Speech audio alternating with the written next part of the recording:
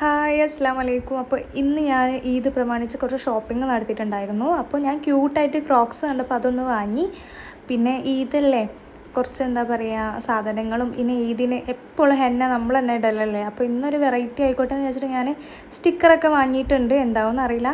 പിന്നെ എന്താ പറയുക, മെയിനായിട്ട് വാങ്ങിയത് പുഡിങ് ഉണ്ടാകും. അപ്പോൾ ഈദിന് നമുക്ക് നല്ലൊരു സ്പെഷ്യലായിട്ടുള്ള മധുരം കഴിക്കണമല്ലോ.